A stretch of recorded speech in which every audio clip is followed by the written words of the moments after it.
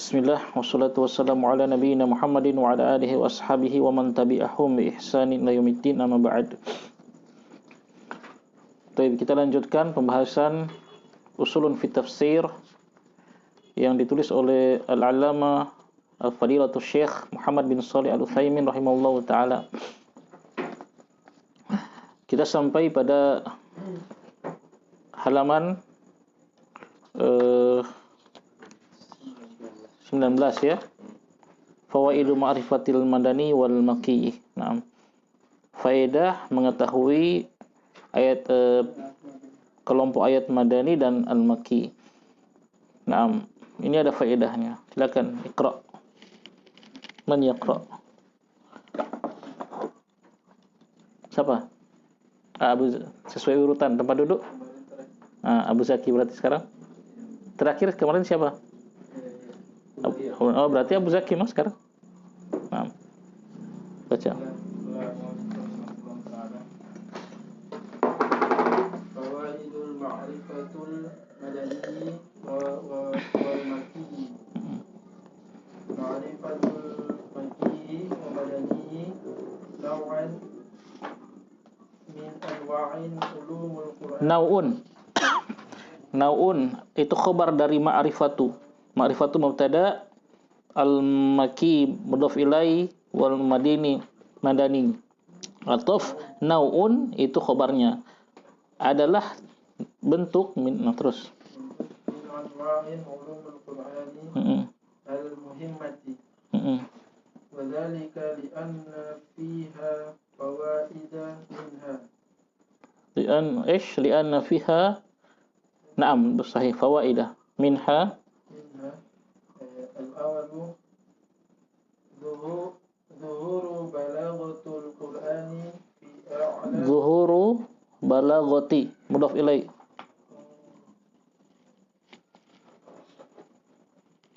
zuhuru balaghatil Qur'ani fi a'la maratibiha haitsu yukhatibu kulla qaumin bima taqtadhihi haluhum min quwwatin wa shiddatin aw layyinun aulinin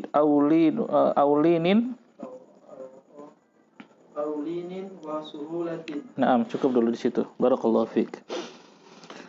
Faedah mengetahui al-madani wal makki. Ayat-ayat yang madani dan yang makki. Mengetahui al-makki dan al-madani nau'un min anwa'il ulumil Qur'anil muhimmah. Terma adalah nau'un, sesuatu bentuk atau suatu jenis dari jenis-jenis ilmu Al-Qur'an yang penting. Tuh. Jadi mengetahui al-madaniyu wal makkiyu ini kata Syekh di sini termasuk jenis di antara jenis-jenis ilmu Al-Qur'an yang penting. Hal tersebut dikarenakan di dalamnya, di dalam pengetahuan tadi, fawaidah, banyak faedah-faedah, banyak kegunaan. Fawaid itu jamak dari faidah, faidatun satu faedah, fawaidah, faedah jamaknya. Minha di antaranya, di antara kegunaan kita mengetahui al-makki wal madani. Al-awwal yang pertama, zuhuru balaghatil Qur'an. Nampaknya balaghah, kefasihan Al-Qur'an fi a'la maratibiha, pada tingkat yang paling tinggi. A'la itu paling tinggi, maratibiha itu tingkatan. Ya, jadi kita balik terjemahannya, pada tingkatan yang paling tinggi. Ya, haitsu yukhatibu, di mana Al-Qur'an yukhatibu, berbicara, mengajak bicara, kulla qaumin, setiap kaum, bima taqtadihi haluhum, dengan apa-apa yang sesuai dengan keadaan mereka.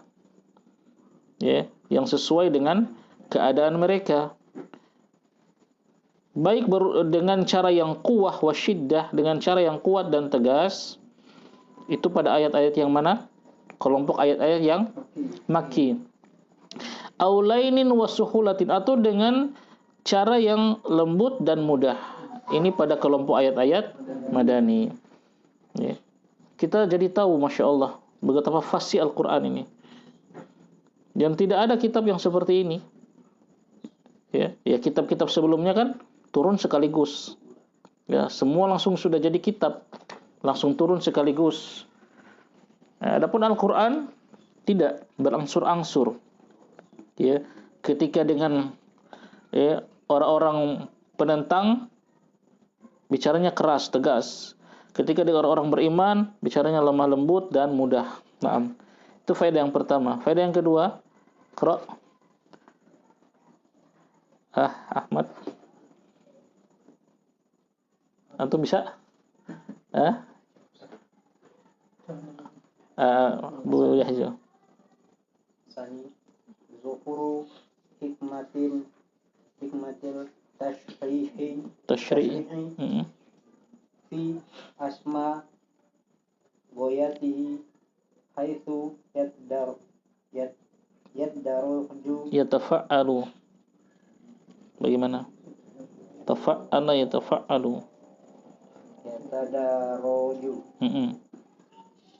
Syai'an fa syai'an. Bihasabi al-ahami alamma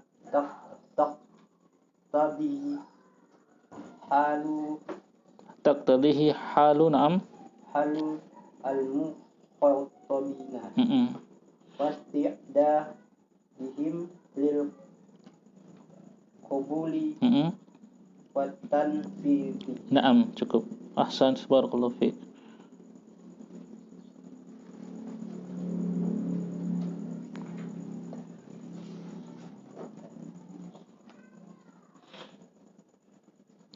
Kata beliau yang kedua, gunanya kita mengetahui al-makki wal madani, nampak zuhur akan terlihat hikmati tasyri', hikmah dari pensyariatan, hikmah dari syariat ini. Fi asma ghayatihi, pada asma itu tertinggi, asma dan a'la sama. Ya, ghayatihi puncaknya, pada puncak yang tertinggi, ya, pada puncaknya yang tertinggi. Kenapa? Di mana Al-Quran yatadarraju bertahap syai'an fa syai'an, sedikit demi sedikit. Bihasabi al-ahammi, sesuai dengan mana yang paling penting. Alama taqtadihi haluhu al-mukhatabina, yang sesuai dengan keadaan orang-orang yang diajak bicara. Wasti'idadihim, dan mempersiapkan mereka lil qabuli, untuk menerima, wa tanfidhi, dan melaksanakan ya Al-Quran itu. Ini hikmah yang kedua, ya. Hikmahnya dari syariat, ya, tampak begitu besar hikmah dari syariat ini. Al-Quran itu bertahap-tahap, tidak sekaligus turunnya. Hukum-hukumnya, khabar-khabarnya Allah sampaikan secara bertahap, tidak sekaligus, agar lebih mudah diterima dan lebih mudah untuk dilaksanakan. Baik, yang ketiga, tarbiyatul du'at, tarbiyatul du'ati ila Allahi ta'ala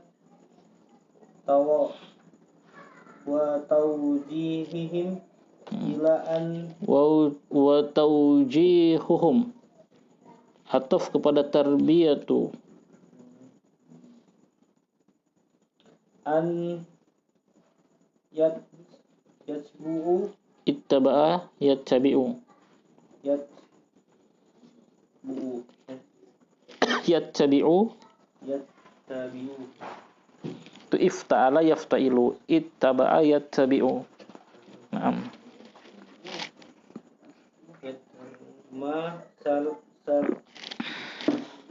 Masalakahu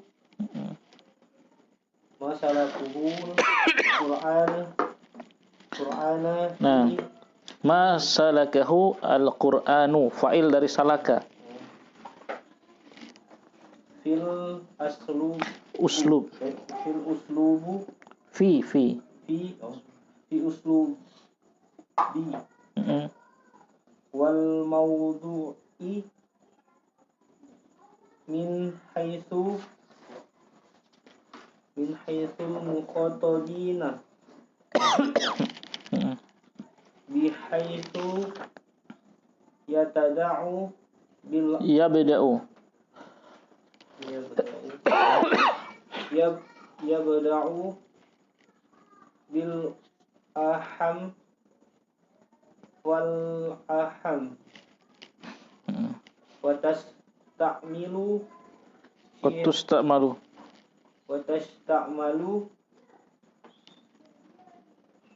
syadatu fi mawdu'aha Fi. Ada fi berarti mawdi'iha. mawdi'iha wal suhulati fi Ataf kemana itu? Wa. Ataf ke syiddatu berarti wasuhu. Asyiddatu berarti wasuhulatu. Naam. fi mawdu'aha Fi mawdi'iha. Naam, cukup. Barakallahu fiik. Yang ketiga, tarbiyatu du'ati ilallahi ta'ala. Tarbiyah apa? Mendidik. Ad-du'at apa? Da'i yang menyeru kepada Allah Ta'ala. Jadi Al-Quran itu, dengan kita mengetahui madani dan makki, bagaimana uslub Al-Quran berbicara sesuai dengan keadaan, sesuai dengan tempat, sesuai dengan orang yang diajak bicara. Itu apa tujuannya? Mentarbiyah kita, para da'i, ya, dan mengarahkan mereka wa taujihuhum. Untuk apa? Ila ayat tabi'u masalakahul Quran. Untuk mengikuti apa yang ditempuh oleh Al-Quran dalam berdakwah. Begitu. Fil uslub, baik dengan uslub apa? Gaya tata caranya berdakwah, wal maudhu', dan juga dalam temanya. Ya, dalam temanya. Yaitu tadi tema. Ketika kita menghadapi orang-orang awam, apa tema yang akan kita sampaikan? Menghadapi orang-orang yang sudah mengenal dakwah, apa tema yang harus kita sampaikan? Itu uslub Al-Quran, ya. Uslub Al-Quran itu. Jadi bukan cuma berdakwah serampangan. Ikuti uslub Al-Quran. Ya. Fil uslub wal maudu' ini. Dua ini harus antum tahu. Uslub, cara, bagaimana cara antum bicara. Ya. Lihat siapa yang dihadapi. Haruskah kita keras? Haruskah kita lembut? Ya. Kemudian tema. Lihat siapa yang kita hadapi. Temanya apa yang pas untuk orang ini? Temanya apa yang pas untuk masyarakat yang ada di hadapan ini? Begitu. Ajak kepada yang paling penting dulu, tauhid, yang insya Allah semua akan setuju ketika antum mengajak pada tauhid, ya.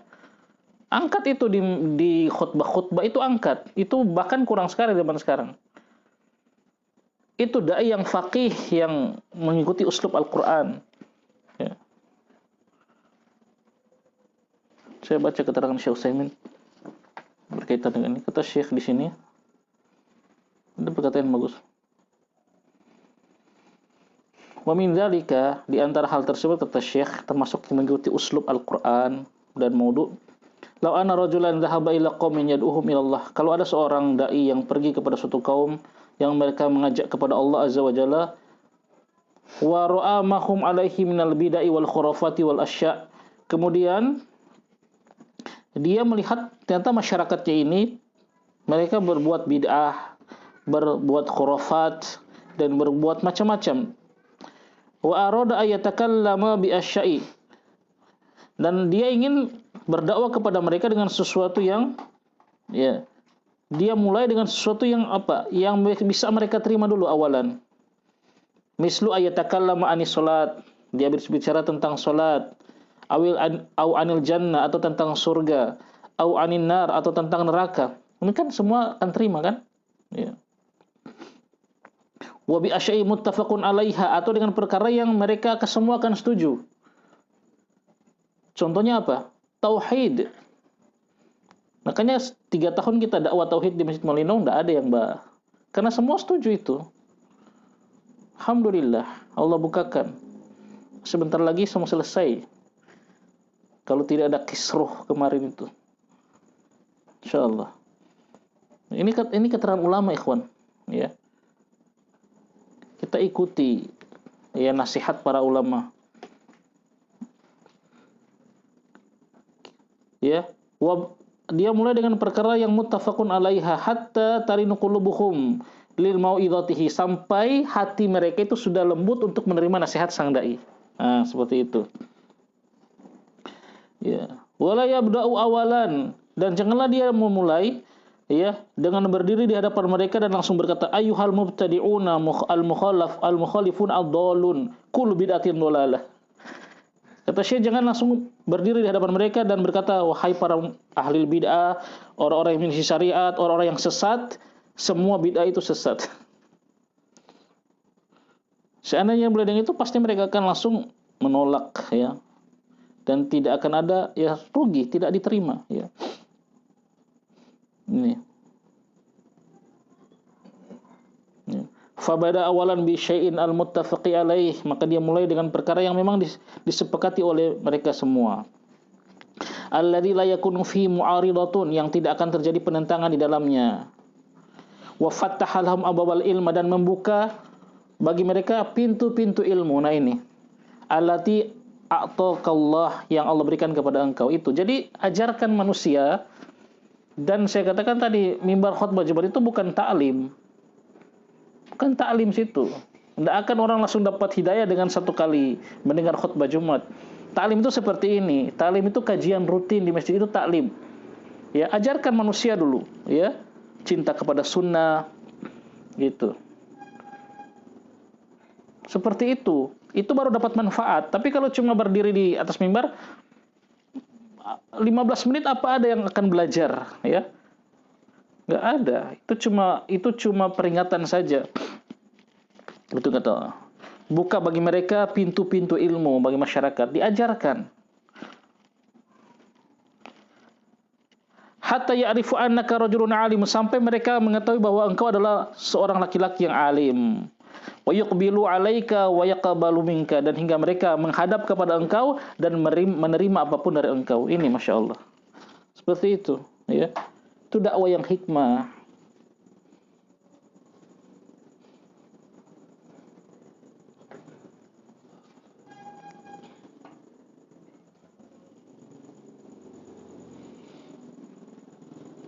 Jadi dua ini penting, yang dua hal ini yang sangat penting tadi. Uslub wal maudu', cara dan tema. Itu perhatikan. Antum tentu bicara dengan orang awam, tetangga antum beda dengan teman antum yang sudah lama mengaji. Kalau antum dapati misalnya tetangga antum masih bid'ah, itu lemah lembut, sampaikan. Kalau teman antum yang sudah lama mengaji masih bid'ah, itu agak keras, tegas. Berikan ancaman. Tema, maudhu, tata cara. Terus maudhu, temanya apa? Ini uslub Al-Quran. Alhamdulillah, ya, dan masyarakat itu senang sebenarnya dengan dakwah. Ya, kalau kita pandai mencari uslub dan temanya, ya. Buktinya kita kajian tauhid 3 tahun berjalan, alhamdulillah, aman. Banyak yang ikut, sebagian orang tua kita ikut. Dan ini yang paling penting, dakwah para rasul pertama tauhid. Kata Syekh Utsaimin di keterangan lebih lanjut, dai itu harus bisa melihat yang penting kemudian yang penting.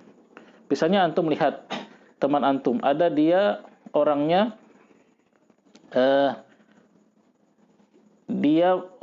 misalnya suka melalaikan sholat dan juga suka melalaikan puasa misalnya.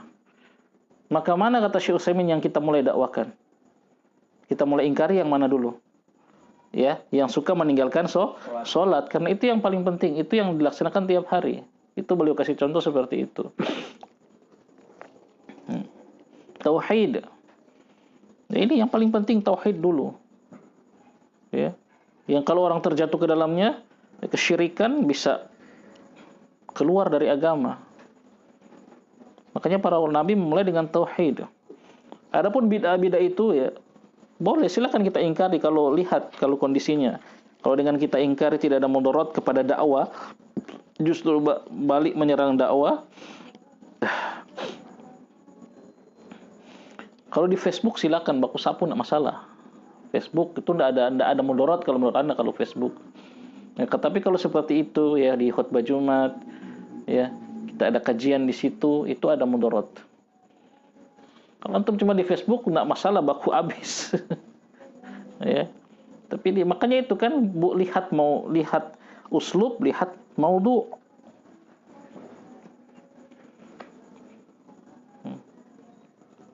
Makanya lihat di Facebook orang caci maki pemerintah kan aman-aman. Tapi coba kalau di mimbar Jumat, ya langsung dapat tangkap polisi.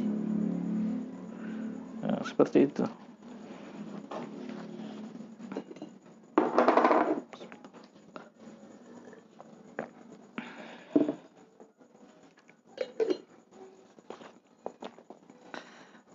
Nah ini tarbiyatu du'ati ilallah ta'ala, mendidik dan mengerahkan para dai untuk mengikuti apa yang ditempuh Al-Qur'an, ya, dalam mencari uslub dan maudhu, tata cara berdakwah dan tema berdakwah, ya, dengan sesuai dengan keadaan orang yang diajak bicara, bihaitsu yabda'u bil aham, dengan dia memulai bil aham, yang paling penting, kemudian yang paling penting. Itu. Wa tusta'malu syiddatu fi maudhiha, dan dia dilakukan yang dengan cara yang keras pada tempatnya. Wa suhulatu fi maudhiha, dan dia melakukan yang lemah lembut atau yang mudah pada tempatnya. Seperti itu. Baik, yang keempat silakan. Tamyizun nasikh min mansukh. Min ada min Mansukhi. Minal mansukhi Fima law wadati ayatani makiyata. Waradat ayatani makiyatun wa madaniyatun. Yatahaqqaqu fihima syurutun naskhi fa innal madaniyata nasikhatu lil makkiyati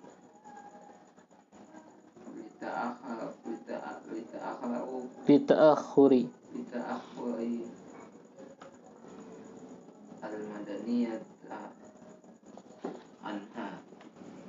al-madaniyati anha. Ahsan, barakallahu fiik. Cukup. Yang keempat, tamyizu an-nasikh minal mansukh.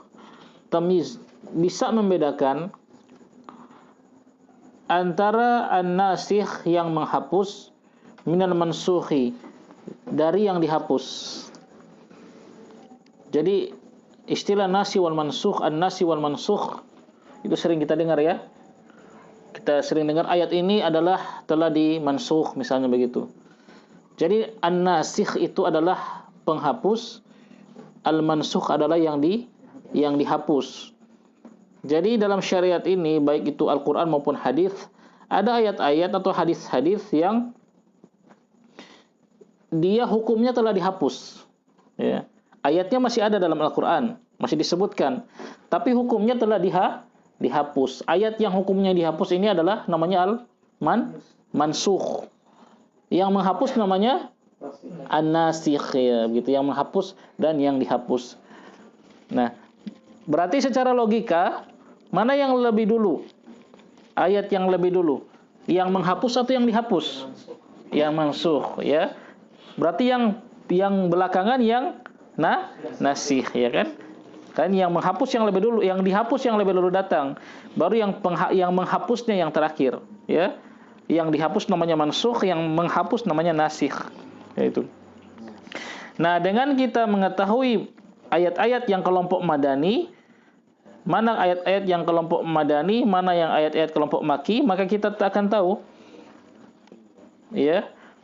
Kata Syekh ini, fima, pada keadaan law waradat, seandainya datang ayatani, dua ayat, makiyatun, yaitu ayat-ayat makiyah, wa madaniyatun, ada dua ayat, yang satu masuk kelompok Madani Makiyah, yang satu masuk kelompok Madaniyah. Kemudian tidak bisa dijamak kedua ayat ini, ya. Tidak bisa dikumpulkan.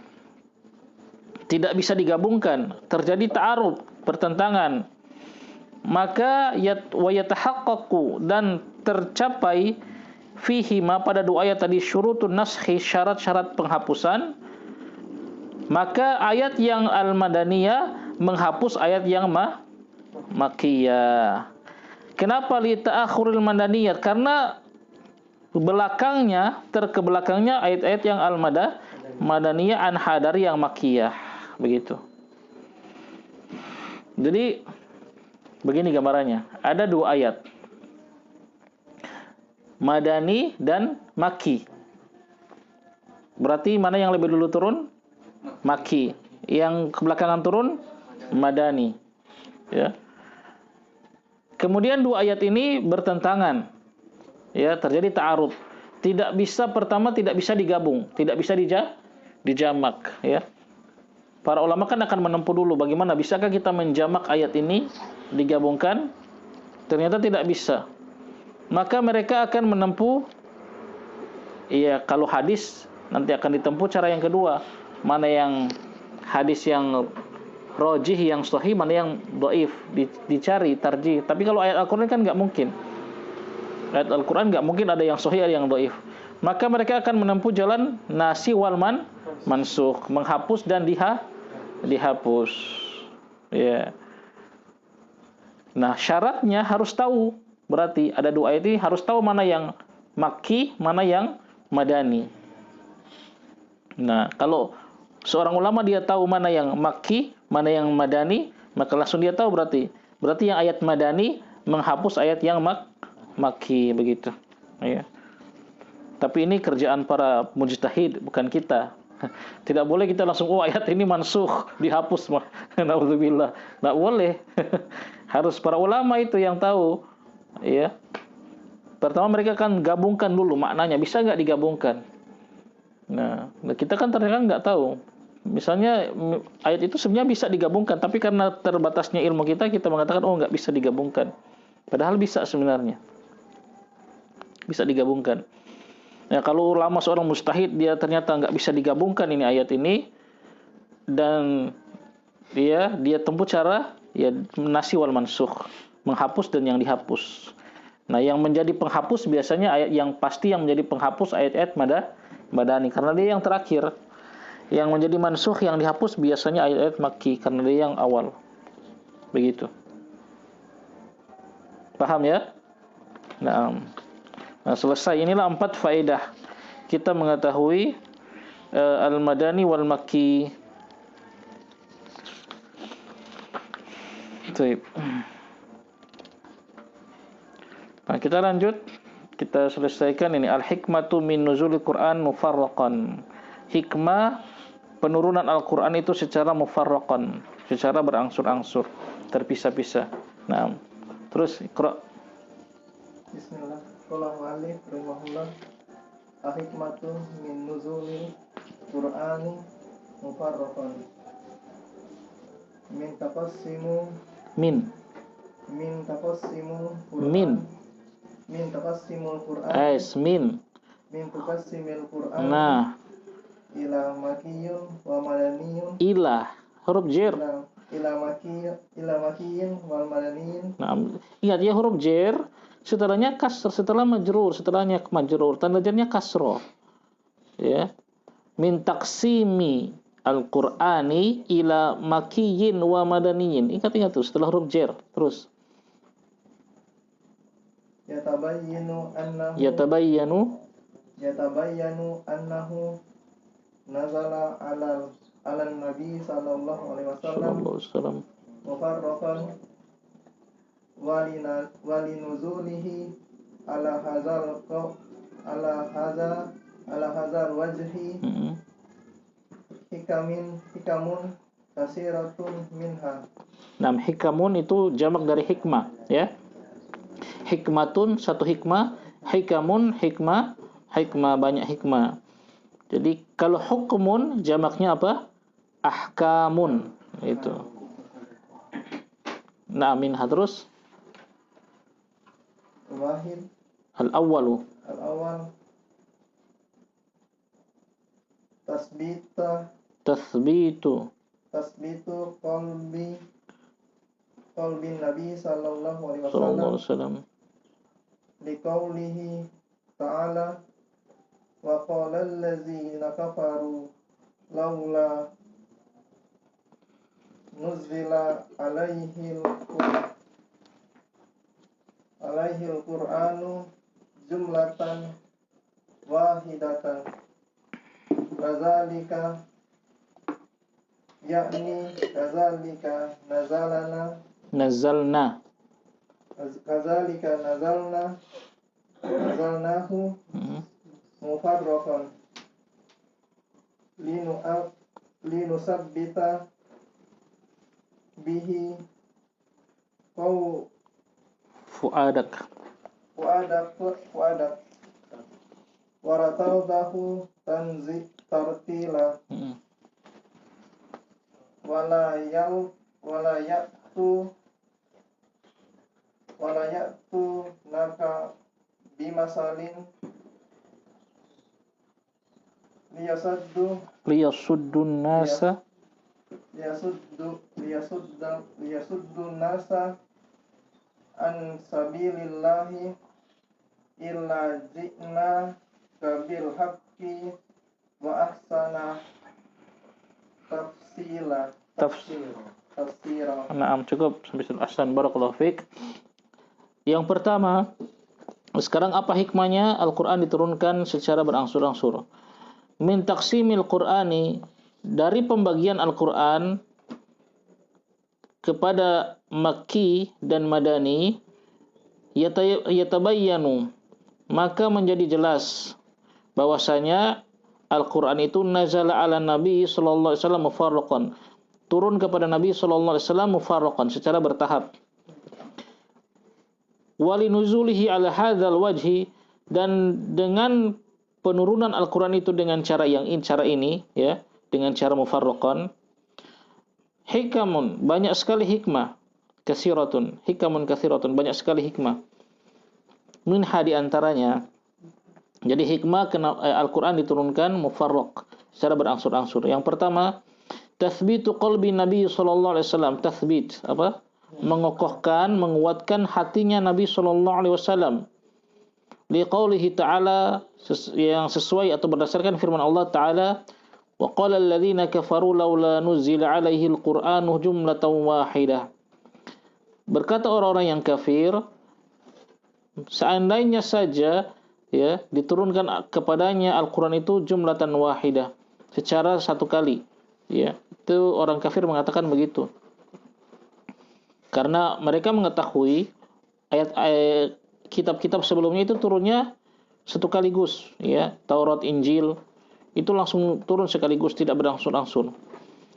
Maka mereka jadikan ini sebagai apa? Bantahan kepada Nabi, sebagai celaan. Maka Allah bantah, kadzalik, demikianlah, yakni kadzalika, dalam kurung itu, yakni kadzalika nazalnahu mufarraqan. Maksudnya demikianlah kami menurunkan Al-Qur'an itu secara berangsur-angsur, linutsabbita bihi fuadak, agar kami teguhkan hatimu.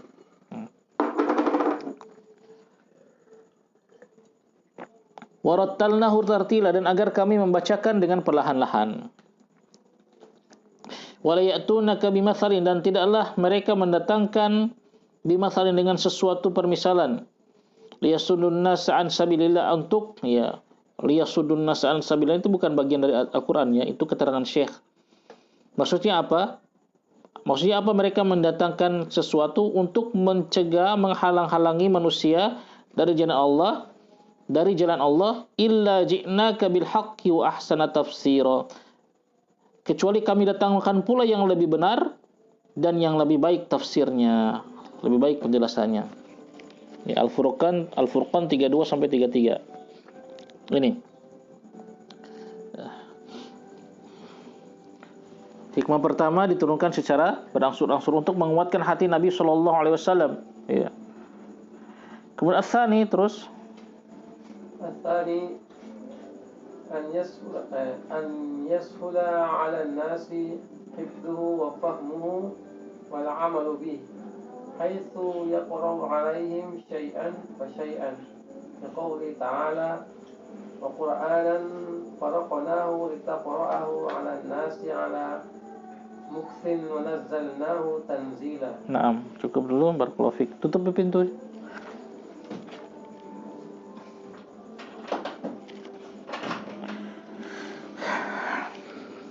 Yang kedua, hikmah diturunkan secara berangsur-angsur ayashula, agar apa? Yashula, apa yashula?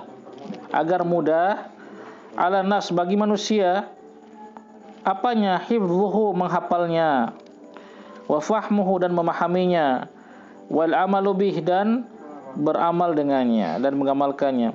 Itu. Coba kalau Al-Quran itu diturunkan langsung satu kali. Di Mekah masih sebelum hijrah langsung ada syariat solat, puasa, zakat, haji, langsung kan satu kali kan dalam Al-Quran, ya. Semua hukum-hukum itu turun satu kali. Masya Allah. Susah dihafal, susah dipahami, susah diamalkan oleh para sahabat, ya. Jadi pelan-pelan, ya, untuk agar mudah dihafal, dipahami, dan diamalkan. Dan ini tiga ini penting sekali. Ini Al-Quran, tujuan Al-Quran turunkan itu tiga itu. Dihafalkan, ya, semampu kita. Kemudian pahami, dipahami, dipelajari tafsirnya. Kemudian diamalkan. Ini yang paling penting, diamalkan.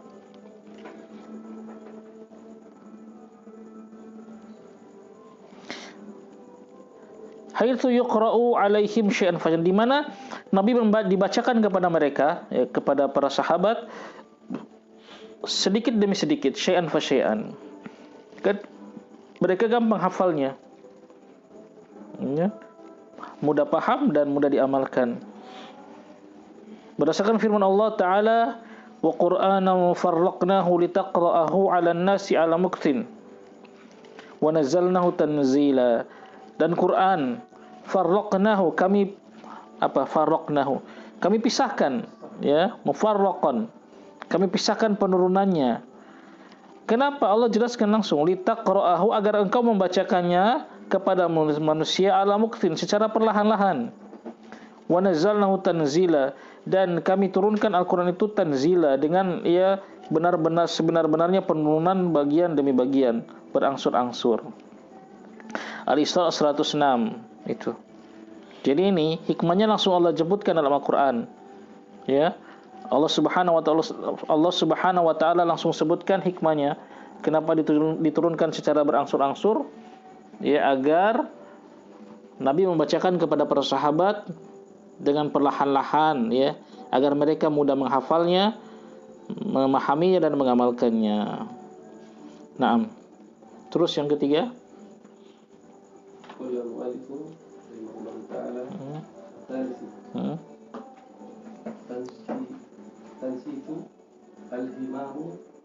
tansyitul, yang mudhaf ilaih itu. Tansyitul al-himami liqabuli manajala minal qur'ani wa tanfizihi haitsu yatsuwahu tafa'ala yatafa'alu, tasyawwaqa, itu kalau ikut wazan pas. Jangan mengarang-arang wazan sendiri. Naam. Enggak ada linya. Ada li enggak? Naam.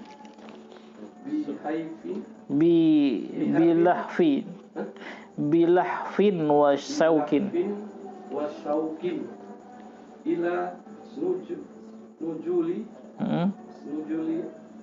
al-ayati la siyama inda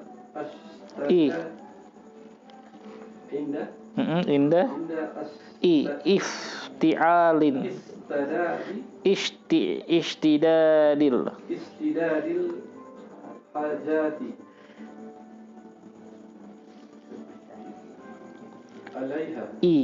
ilaiha kama fi ayatil ifki wala'ani wal li'ani. wali'ani. Nah, ahsan, barakallahu fik. Cukup dulu. Yang ketiga, tansyitul himami, membangkitkan semangat, tekad. Al-himam itu tekad. Tansyid itu membangkitkan tekad. Liqabuli, untuk menerima ma nazala minal Qur'an, apa-apa yang turun dalam Al-Qur'an. Ayat-ayat yang turun dalam Al-Qur'an, wa tanfidhihi, dan untuk mengamalkannya. Jadi membangkitkan tekad untuk menerima apa yang diturunkan Al-Qur'an dan mengamalkannya. Kenapa? Ya. Haitsu yatashawwaqun nasu bilahfin wa syauqin ila nuzulil ayati. Ya. Karena di mana yatashawwaqu, amat rindu manusia, an-nasu ini fa'ilnya yatashawwaqu, akan muncul kerinduan manusia, ya, bilahfin wa syauqin, itu sama ya, rindu dan menanti-nanti kepada penurunan ayat. Terutama ketika la siyama, terutama ketika ishtidadil hajati, sangat muncul hajat yang sangat besar kepadanya, kepada ayat-ayat Al-Qur'an.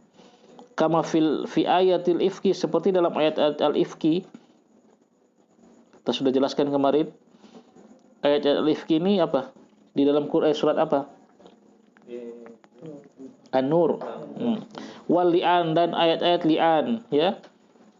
Laknat, ya, saling melaknat. Juga dalam surat An-Nur ini. Itu. Jadi di sini ya, secara umum ya, Syekh menjelaskan dengan diturunkan Al-Qur'an secara berangsur-angsur, itu manusia akan muncul kerinduan terhadap ayat-ayat Al-Qur'an, ya. Terutama pada saat mereka sangat membutuhkan. Misalnya pada kejadian Ifki itu kan. Itu kan 1 bulan ketika tuduhan dusta itu menyebar, belum turun ayat. Maka Rasulullah, Aisyah, dan para sahabat yang lain sangat rindu menunggu kapan ini akan turun ayat-ayat Al-Qur'an itu. Sehingga ketika turun, mereka langsung terima dan ya mengamalkannya. Sesuatu yang antum sudah tunggu-tunggu lama, pasti ketika dia datang antum senang, kan begitu toh? Sesuatu yang antum sudah tunggu-tunggu sangat lama, ketika dia datang pasti senang. Nah, begitulah Al-Qur'an.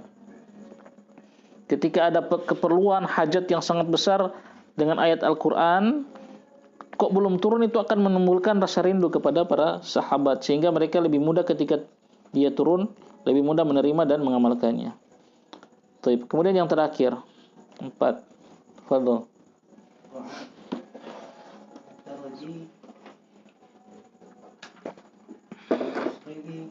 Tadarruju. Tafa'ala, ya tafa'alu itu masdar, tafa'ulan, tadarrujan itu. Tadarraja yatadarraju tadarrujan. Ilmu sharaf tasrif itu gunakan ya di sini.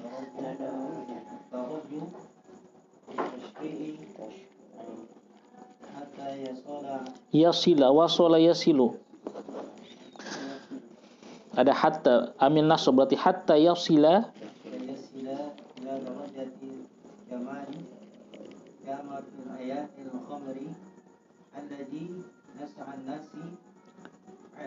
nasya'a nasu, fa'il, nasya'a itu fi'il.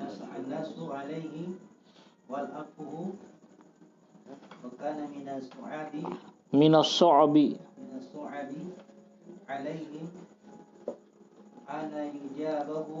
ay an itu amil nasab bil man'i minhu bimakna man'an batan wanajala fi sanihi awalan qauluhu ta'ala ya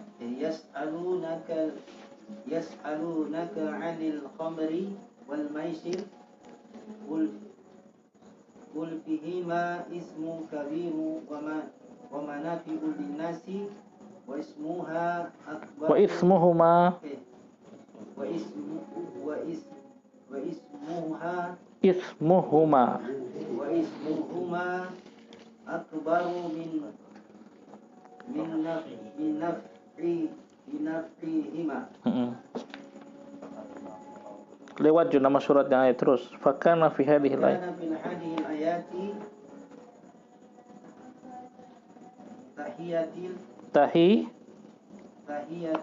Tahiyatun. Itu isim kana diakhirkan, khabarnya fi hadhil ayati. Naam.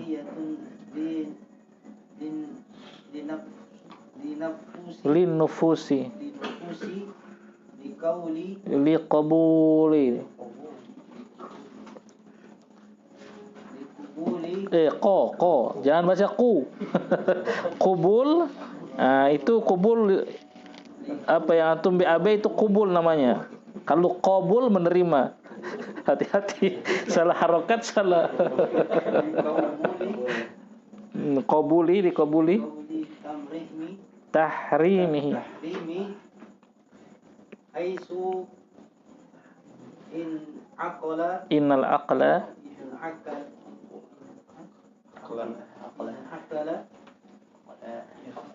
yaqtadi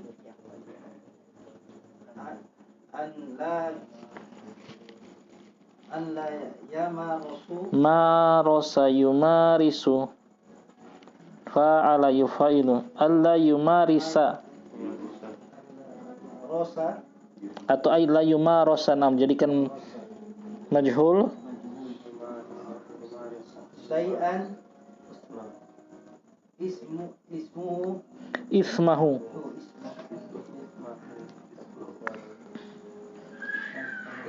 akbaru min naf'ihi. Naam, cukup dulu. Barakallahu fiik. Ahsan. Hikmah yang keempat, yang terakhir, Al-Quran diturunkan secara bertahap. Tadarruju fit tasyri'.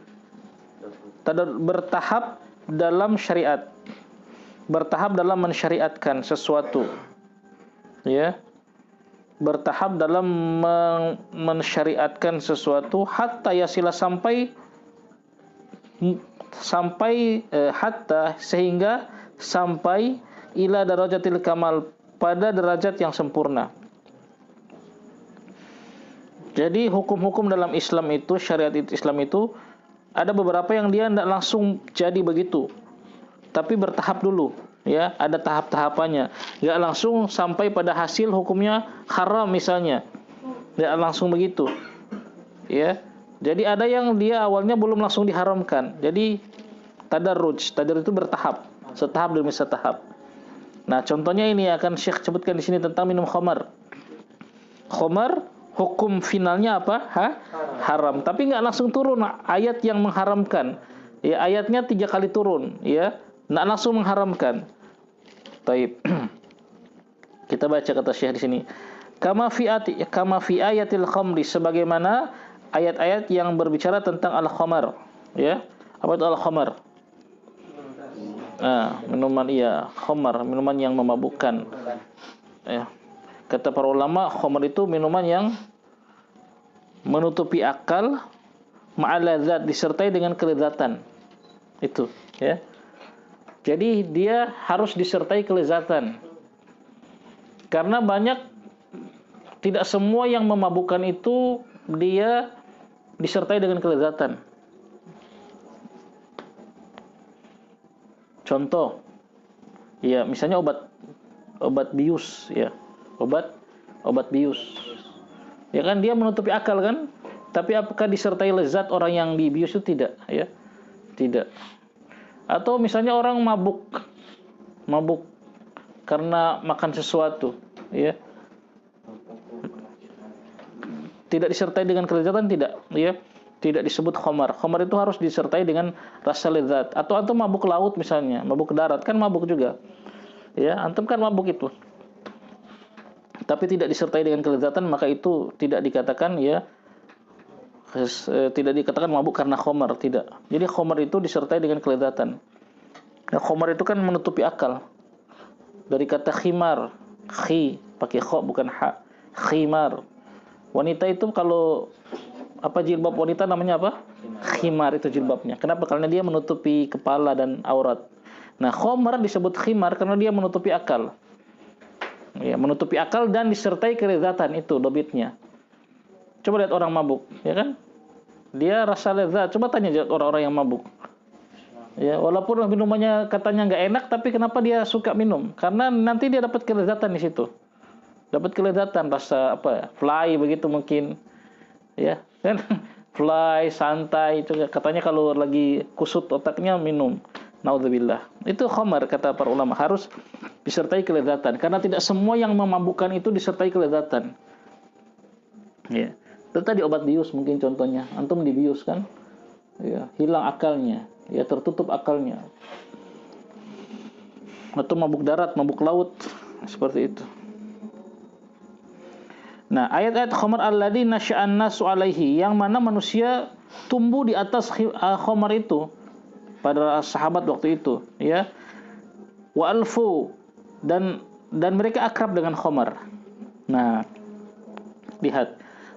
Pada saat itu para sahabat, orang Arab pada umumnya waktu itu, termasuk para sahabat, itu akrab dengan khamar, biasa, ya. Biasa minum khamar. Sebelum tentu ayat pengharamannya yang secara mutlak itu turun. Biasa mereka minum khamar. Jadi kalau kumpul-kumpul itu minum khamar. Minum khamar, mabuk. Sahabat. Bahkan ada kisah ya dalam Sahih Bukhari. Hamzah. Siapa Hamzah ini? Radhiyallahu anhu. Pamannya Nabi SAW. Ya, pernah Ali itu punya 2 ekor onta kecil. Dia sayang. Kemudian Hamzah mabuk, dipotong. Ya, Hamzah ini dipotong, itu dibunuh ontanya sama Hamzah yang lagi mabuk, dibelah perutnya, terus diambil hatinya, dimakan. Dalam keadaan mabuk ini, Hamzah. Sudah masuk Islam. Nah, Ali datang kepada Rasulullah SAW, ya mengadulah. Maka datang Nabi SAW kepada Hamzah. Bertanya, "Ma hadza ya ami?" Kenapa wahai pamanku? Apa ini? Apa yang terjadi? Kemudian Hamzah berbalik kepada Nabi, kemudian dia mengatakan apa? Idhab. Kalau tidak salah, idhab ma'antum ila abidi abi. Kalian berdua itu cuma budaknya bapakku. Siapa? Nabi dan Ali radhiyallahu anhu, Masya Allah. Bilang begitu. Kata para ulama, seandainya ini perkataan ini disebutkan ketika sadar, itu ucapan kufur. Langsung kafir saat itu. Tapi ini sedang mabuk, maka Nabi langsung tinggalkan. Dalam hadis itu langsung balik. Ya, orang mabuk jangan dibantah. Ya. Salah-salah dipotong, itu pegang pedang Hamzah. Itu. Sahabat ini Hamzah radhiyallahu anhu lagi mabuk.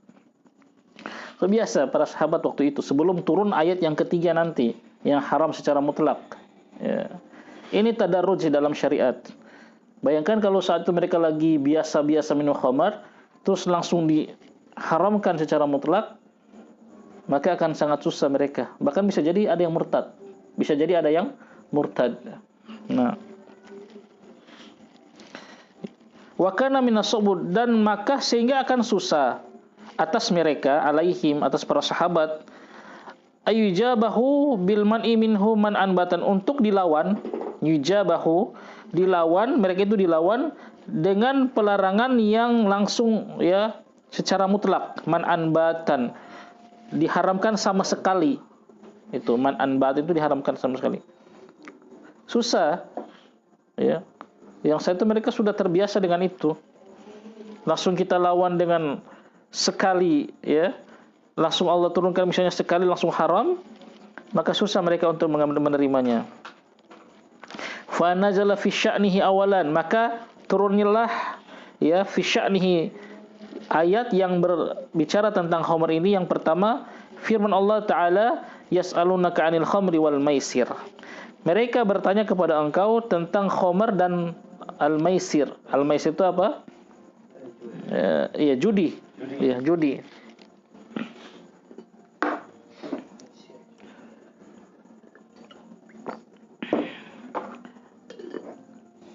Mereka bertanya kepada engkau tentang khamar, ya, dan judi, qimar, ya.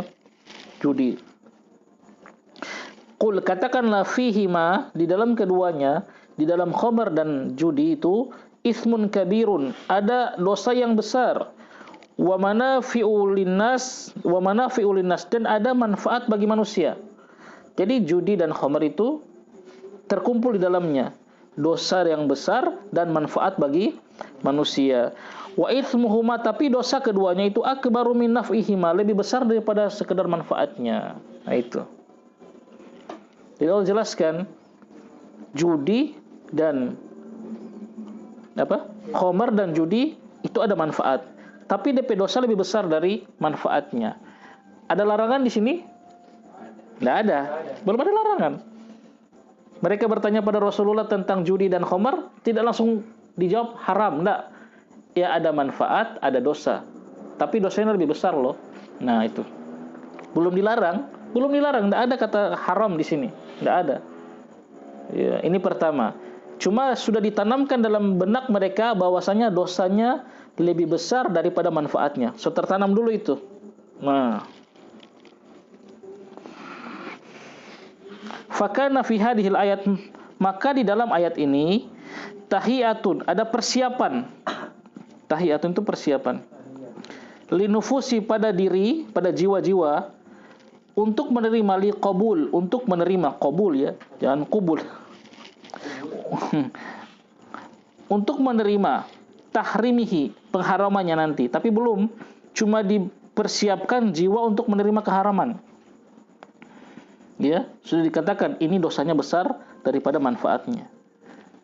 Haitsu inna, di mana sesungguhnya akal itu yaqtadi, itu berkonsekuensi alla yumarasa syai'an itsmahu akbaru min nafi, untuk dibiasakan, ya, berkonsekuensi untuk tidak membiasakan sesuatu yang dosanya lebih besar daripada manfaatnya. Tuh. Jadi sudah ditanamkan dalam akal para sahabat pertama, dosanya lebih besar dari manfaatnya itu, meskipun belum diharamkan oleh Allah Subhanahu wa taala. Tsumma nazalatan, kemudian turun yang kedua. Silakan Abu Zaki. Itu yang pertama ya, tahap pertama pengharaman khamar, cuma belum ada pengharaman secara mutlak, cuma disebutkan dosanya lebih besar daripada manfaatnya. Kemudian ayat yang kedua. Tsumma nazala thaniyan qawluhu ta'ala ya ayyuhalladzina amanu la taqrabus salata wa antum sukara hatta ta'lamu ma taqulun. Terus fakana fi hadhil ayat tamrinun isim kana tamrinun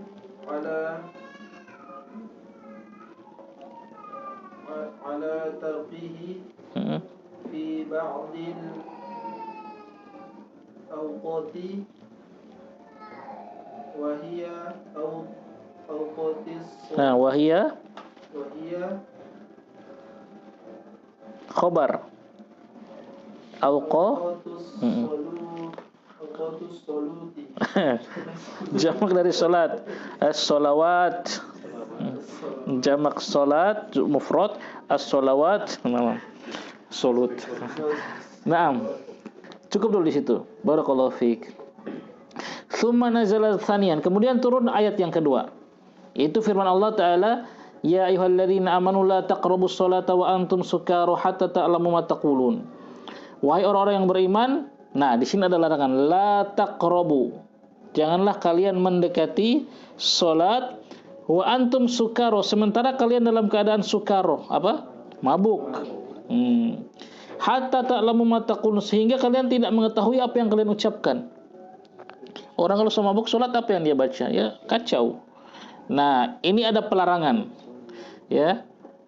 Sudah ada larangan mabuk tapi cuma dalam keadaan salat. Berarti semulai lebih ketat dari yang pertama. Ini dilarang tapi belum langsung secara mutlak sekaligus, tapi cuma ketika salat dilarang. Agar mereka enggak mabuk ketika salat. Berarti 5 kali satu hari mereka enggak boleh mabuk ketika akan mendatangi salat. Fakana fi hadhil ayat, maka pada ayat ini tamrinun, pelatihan ala tarkihi, untuk meninggalkan khamar, tarkihi meninggalkannya, meninggalkan khamar, fi ba'dil awqati, pada sebagian waktu, wa hiya awqatus salawat, yaitu pada waktu salat. Nah, so dilarang. Dan waktu salat kan 5 kali sehari. Minimal mereka 5 kali salat itu tidak mabuk. Ya. Minimal mereka dalam sehari 5 kali mereka meninggalkan khamar. Kemudian turun yang ketiga. Abu Yahya. Summa nazala tsalits. Oh, nah. Ya ayyuhalladzina amanu innamal khamru wal maisiru wal ansabu wal azlamu rijzun min amali syaitani fajtanibuhu la'allakum tuflihun. Innama yuridu syaitanu an yuqi'a bainakumul adawata wal baghdha'a fil khamri wal maisir wa yasuddakum an dzikrillahi wa 'anis shalah. Fahal antum muntahun? Wa atiiullaha wa atiiur rasula wahdharu fa in tawallaytum fa'lamu annama 'ala rasulina al-balagul mubin. Fakana fi hadhihi al-ayatil man'u isim kana man'u minal khamri man'an batan fi jami'il awqati ba'da an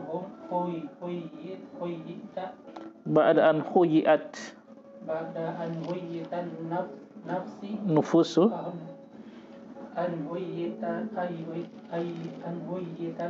huyiat, itu taknya tak ta'nis. Naam, huyiat nufusu an-nufus. Naam, thumma murinat 'alan manhu minhu fi ba'dil awqati. Naam, barakallahu fik, ahsant.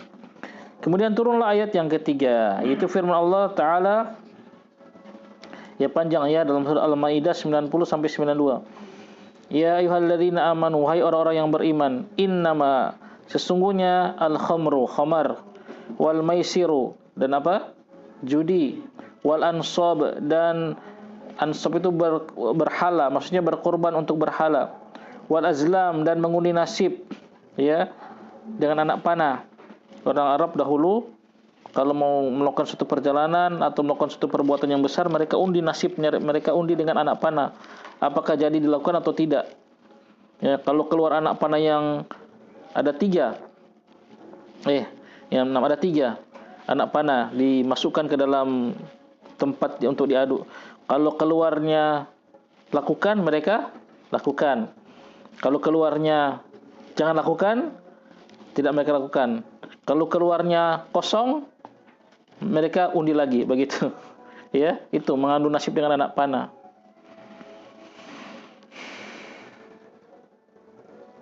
Itu apa? Rijisun, itu najis. Nah, rijis ini najis.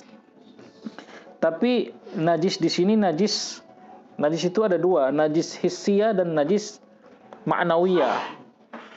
Kalau najis hissiyah itu memang najis, dia bendanya memang najis. Kalau kena badan kita cuci, ya, air kencing, itu kan? Air kencing, kotoran. Nah, kalau najis ma'nawiyah, bukan bendanya yang najis, tapi najisnya secara makna. Makanya dari sini para ulama menjelaskan bahwasanya khamar itu bukan najis hissi.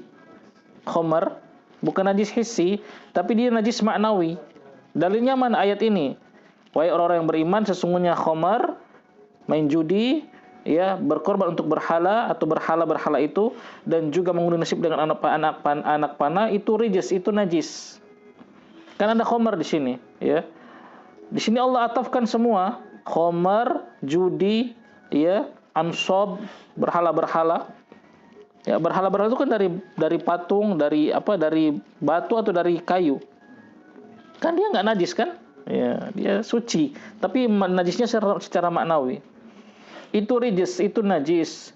Dikuat lagi dengan firman Allah, min amali syaitan, najis amali berarti termasuk perbuatan syaitan. Jadi yang najis itu perbuatannya, bukan bendanya. Ya, minum khamar itu, ya, berjudi, berhala, itu najis perbuatan syaitan. Sehingga para ulama mengatakan ini adalah najis amali atau najis maknawi. bukan bendanya yang najis. Berhala kan enggak najis. Itu dari batu misalnya, batunya enggak najis, kita pegang enggak masalah. Tapi najisnya najis maknawi. Begitu juga khamar. Khamar itu bukan najis. Dia memang haram tapi bukan najis. Ya, banyak dalil, di antara dalil ini ya para ulama gunakan bahwa khamar itu bukan najis, tapi najis maknawi. Kalau kita katakan khamar itu najis hissi, berarti semua ini juga najis, ya. Judi najis, ya, apa yang najis dari judi? Bendanya mana? Ya, tidak ada. Min amali syaitan, termasuk amal syaitan. Nah, fajtanibu. Nah, fajtanibu itu fil apa? Fil amr yang maknanya melarang. Jauhilah. Nah, itu sudah dilarang. Bukan cuma pada waktu sholat, tapi secara mutlak. La'allakum tuflihun, agar kalian beruntung. Innama yuridu syaitan, sesungguhnya saja yuridu, menginginkan asyaitan ayyuqi'a bainakum, untuk menimbulkan di antara kalian al-adawata wal baghdha, permusuhan, ya, dan pertentangan, perkelahian pada khamr dan judi. Ya, itu tujuan syaitan. Orang kalau sudah mabuk, sudah judi, biasanya akan bermusuhan. Pasti itu khamr, yo, satu par itu. Orang main judi pasti, ya, kalau main judi pasti kalau ada yang kalah, ada yang menang, baku musuh pasti. Itu syaitan ingin menimbulkan kepermusuhan di antara kalian, kata Allah, dalam judi dan khamr. Makanya yang paling rawan perkelahian itu daerah yang banyak khamarnya, ya. Ya, lihat di arah ke sana, ya, iya, ke arah sana itu. Ya, banyak orang-orang minum khamar, perkelahian, pembunuhan, naudzubillah.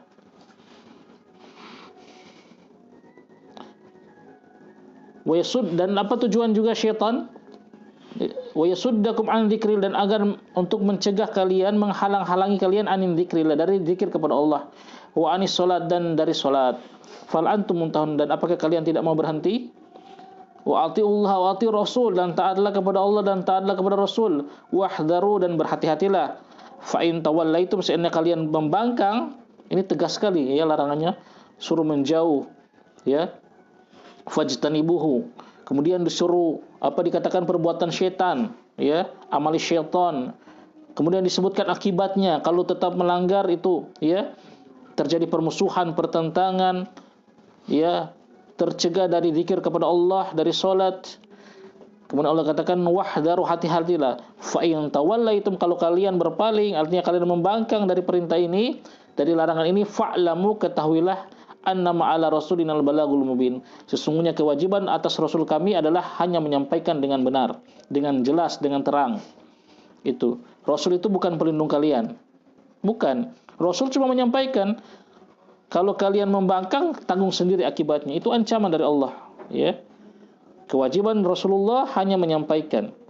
Kewajiban para dai cuma menyampaikan. Kalau kalian membangkang, itu urusan kalian dengan Allah. Nah, itu. Fakana fi hadhil ayat, maka dalam ayat ini al-man'u minal khamri, ada pelarangan terhadap khamar man'an batan, secara mutlak, ya, secara sekaligus. Larangan secara, ya, sekaligus. Dilarang sama sekali begitu. Fi jamil awqat, pada semua waktu, ya, bukan cuma pada waktu salat. Setelah, ya, an huyiat an-nufusu, an huyiatin nufus, setelah dilatih atau dipersiapkan jiwa-jiwa, kemudian setelah dilatih murinat, setelah dilatih alaman iminhu fi ba'd awqat, dilatih meninggalkan khamar pada sebagian waktu, ya. Jadi pelarangan, ya, secara sekaligus ini setelah jiwa itu sudah dilatih, ya. Dilatih dari meninggalkan khamar pada sebagian waktu, itu waktu sholat tadi. Nah, nanti sekarang baru diharamkan secara mutlak. Nah, ini hikmah diturunkan Al-Quran secara, ya, berangsur-angsur. Masya Allah, ya. Syariat yang paling sempurna, paling indah ini Islam. Kalau antum semakin belajar, semakin tampak, ya, sempurnanya Islam ini, penuh dengan hikmah. Akan tetapi ingat, ya, ayat yang berlaku sekarang yang ketiga, ya. Berarti yang pertama dan kedua tadi sudah mansukh, sudah dihapus. Jadi tidak ada sekarang, apa dulu kan cuma nanti sholat nggak mabuk, enggak, itu sudah dimansuh itu ya. Ini kan kisahnya ketika di awal penurunan syariat pelan-pelan, tapi sekarang sudah dimansuh. Yang berlaku yang ketiga haram, nggak boleh antum berdakwah kepada pemabuk, ya sholat dulu ya, ketika sholat jangan mabuk, kayak yang lain nggak apa-apa mabuk, tidak boleh. Itu sudah dimansuh yang dua tadi ya. Yang tiga ini yang berlaku sekarang, haram secara mutlak khamar itu, judi, khamar, mengadu nasib, dan juga berhala. Tuh.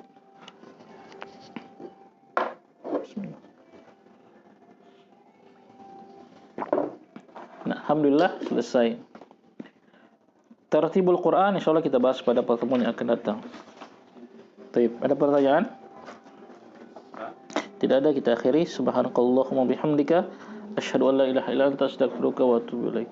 Assalamualaikum warahmatullahi wabarakatuh.